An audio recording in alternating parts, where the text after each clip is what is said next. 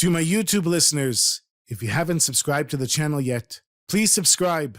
It'll make a big difference for the Chassidic Story Project.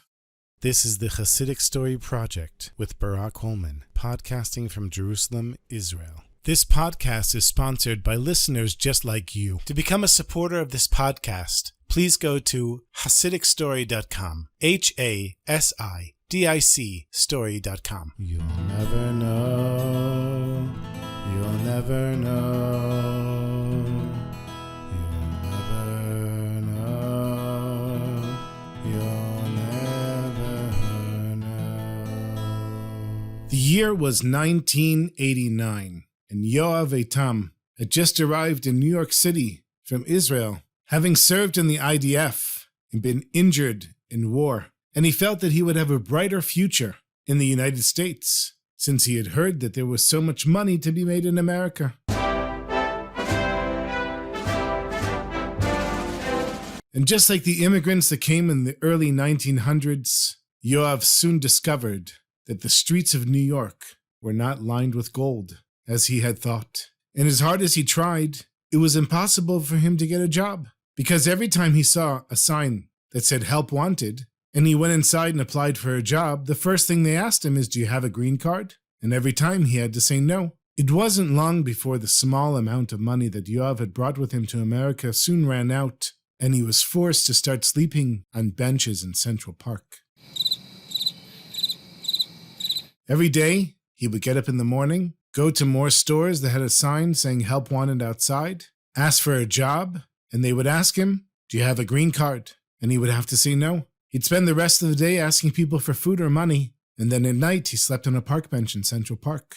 One night, when he was falling asleep on a park bench, a priest who had gone around regularly in Central Park tapped Yoav on the shoulder, and he said to him, do you drink? And Yoav said no. Do you do drugs? And Yoav said no. In that case, the priest said, come with me. You can eat in our soup kitchen, and you can spend the night in our shelter. And that was the first time that Yoav went to sleep with a full stomach, having taken a fresh shower and slept in a bed with sheets in many, many weeks. In the morning, the priest was there, and he met Yoav and greeted him warmly. And Yoav started telling his story to the priest, how he had come from Israel, served in the IDF, been injured, and he had hoped that in America, being the land of opportunity, he would be able to make a living and maybe even make a lot of money. And he told the priest, I'm not afraid of hard work, but I don't have a green card and no one will hire me. So the priest said to him, I'm going to call some Jewish organizations and see if any of them can help you. In the meantime, he gave him a $20 bill, and he said, go out and see what kind of work you can find. And each morning when Yoav woke up, he would ask the priest if he found a Jewish organization that could help him. And each day the priest told him that none of them were able to help Yoav. Most of them said, tell him to go back to Israel. He's Israeli. He doesn't belong here. We can't help him. And then every day the priest would give Yoav another $20 and encourage him to look for a job. And then one morning, the priest told Yoav, you know, there's only one Jewish organization left in the phone book for me to call. It's the National Committee for the Furtherance of Jewish Education. And I'm going to give them a call right now. But if they tell me, like every other Jewish organization that I've called, that they can't help you, Yoav, I'd like to give you an offer. If you convert to Christianity, I promise you that within 6 months, I will have you a green card and a job. So the priest called up the office of the National Committee for the Furtherance of Jewish Education, which was in Crown Heights, Brooklyn, and was put through to Rabbi J.J. Hecht, the founder and executive director of the NCFJE. And the priest told Rabbi Hecht, Rabbi, I have one of your boys here in our church. He's an Israeli with no money and no job, and every other organization that I've called in the phone book told me they can't help him. What about you? Can you help him? And the rabbi said, you tell him to wait for me outside of the church. I'll be there in 15 minutes. As Rabbi Hecht ran out of the office, he shouted to his secretary to cancel all of his appointments for the rest of the day. He jumped into his car and took off for the address of the church in Manhattan as quickly as he could. He stopped his car with a screech, parking on the sidewalk right in front of the steps of the church. And he ran up the steps of the church where Yoav was waiting with the priest. And Yoav turns to the rabbi and says, I need a green card. And Rabbi Hech said to him, you need a neshama. You need a soul. And Yoav said, I don't care about you, Rabbi. The church is promising me a green card within 6 months if I convert. So Rabbi Hech said to him, I'll get you one in 3 months. So Yoav turns to the priest and he says, thank you for all your help, but I'm going with the rabbi. He's got a better deal for me. So Yoav gathered up the few belongings he had and got into the rabbi's car, which was still parked on the sidewalk.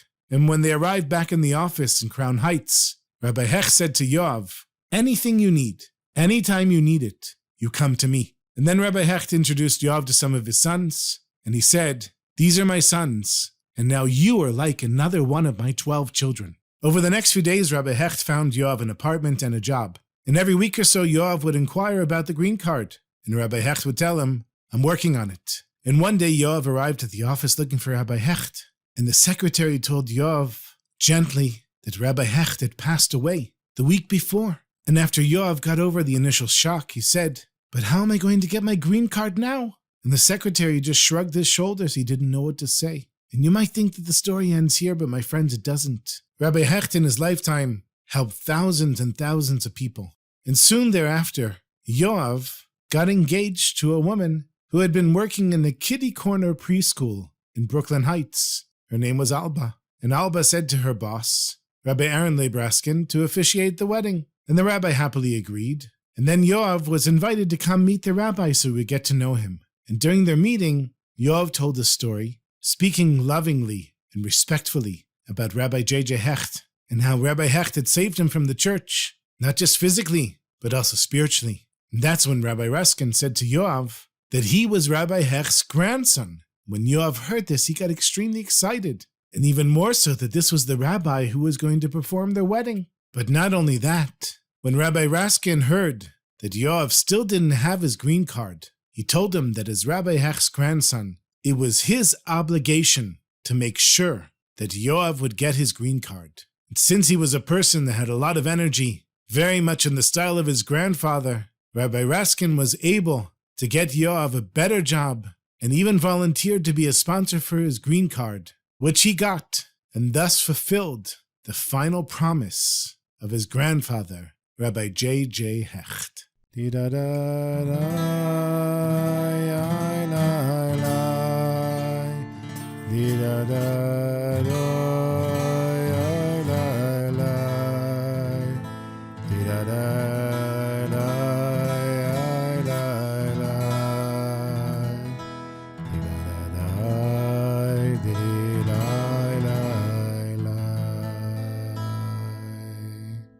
So I've got one more story for you, my sweetest friends, and I really like this one. A hasid of Rabbi Mordechai of Lechovich, whose name was Reb Meir, had a business partner who was a misnagid named Reb Gershon. And no matter how many times Reb Meir asked his misnagid business partner to come visit the Rebbe, Reb Mordechai, Reb Gershon would say, what do I need a Rebbe for? I mean, it's just another rabbi. And there's rabbis all over the place. And I don't believe in rebbes or tzaddikim or miracle workers anyhow. I'm a misnagid for a reason. I believe in practical things. Not bubba maaseh. But Meir didn't give up. Constantly said to Reb Gershon, you gotta come see the Rebbe, you gotta come see the Rebbe. And on one of his many visits to the Rebbe, Reb Meir finally convinced Reb Gershon to come. And the entire time, Reb Gershon was sticking with his business partner, Reb Meir, until eventually, the tzaddik, the Rebbe, Reb Mordechai, he came to his table and started eating, and Reb Meir noticed that his misnagisher partner was completely captivated by the Rebbe as he was simply eating. And so Reb Meir said to his business partner, tell me, Gershon, what did you see in the Rebbe that fascinated you so much? And the misnagid said to him, I saw that tzaddik eats with such sanctity, with such kedusha, that it's like watching the high priest eating the sacrifices on the Temple Mount.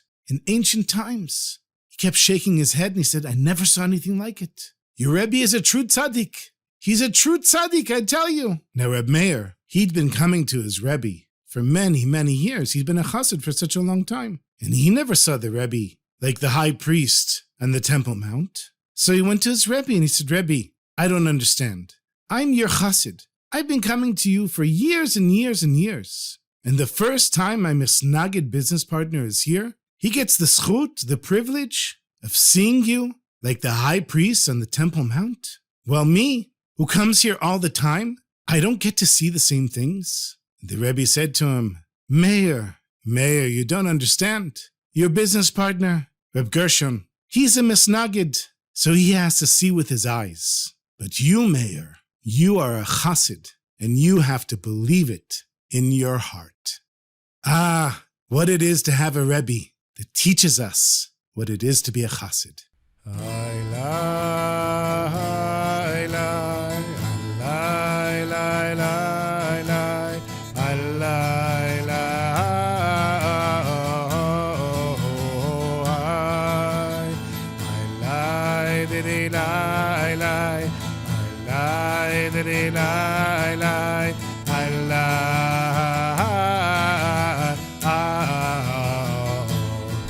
Mama, mama, mama, mama, la la la, oh, oh, oh, oh,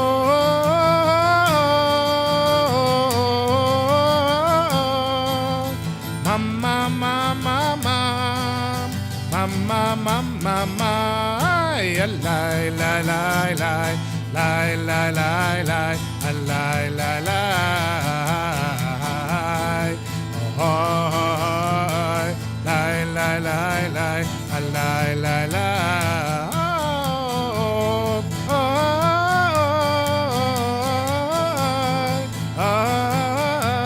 lie, lie, lie, lie, lie. Mama, mama, mama, mama, mama, mama, lie, lie, lie. Thank you so much for listening, my sweetest friends. If you don't know, I have another podcast. It doesn't get as much attention as the Chassidic Story Project, but I really enjoy producing it. It's called Jewish People and Ideas, where I have conversations with Jewish thought leaders and writers. And recently, I had a conversation with former Knesset member Dov Lipman. Here's a short preview of our conversation.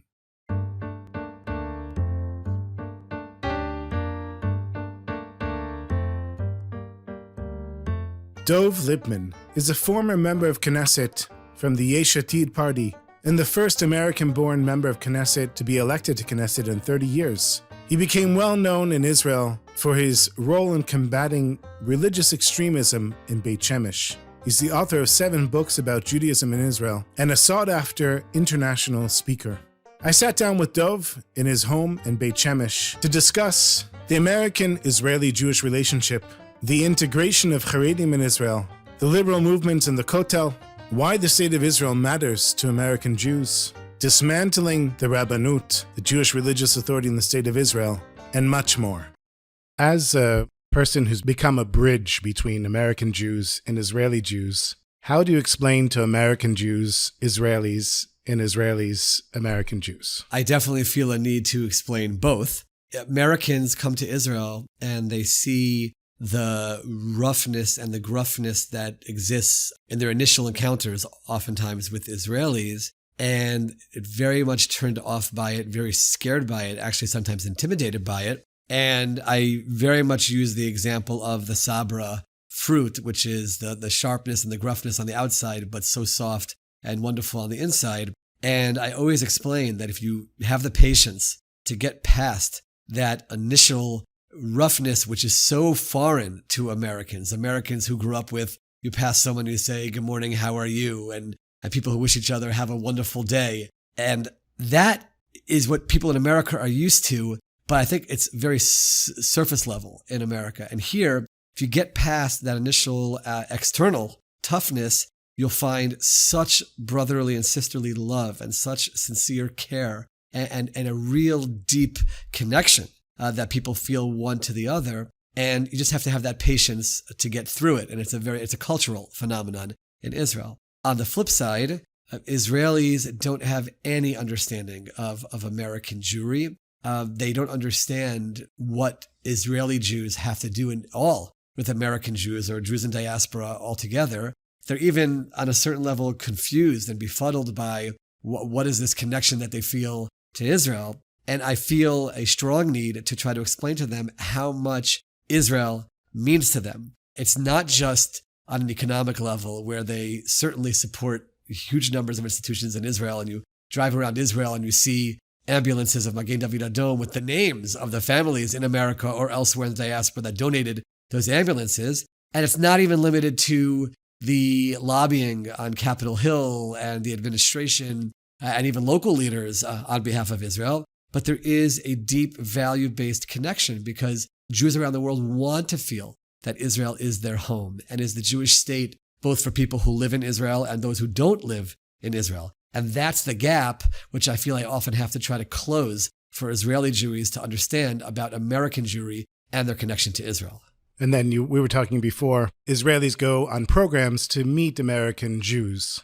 And what do they discover? Yeah, so there's various organizations, and even in the Knesset, they brought members of Knesset to meet American Jewry. They bring media personalities, anyone who they view as someone who has an influence to meet American Jewry. They are shocked by a few things. They are shocked by how deep the passion goes for Israel. I recall numerous times marching down Fifth Avenue with the Israeli delegation, the Knesset delegation. So for me, it's normal to see American Jewry so excited about Israel, but they are in total shock that thousands upon thousands of people are lining Fifth Avenue and waving flags and so loving towards Israel. And they have to understand what that's all about, and that is from this deep desire for a connection to the Jewish state. But there's also just an opening to American Jewry in general, where you have so many different streams and approaches, and even within the yeshivas and within the modern Orthodoxy, and then with conservative and reform, and they all are part of the fabric of American Jewry, as opposed to in Israel,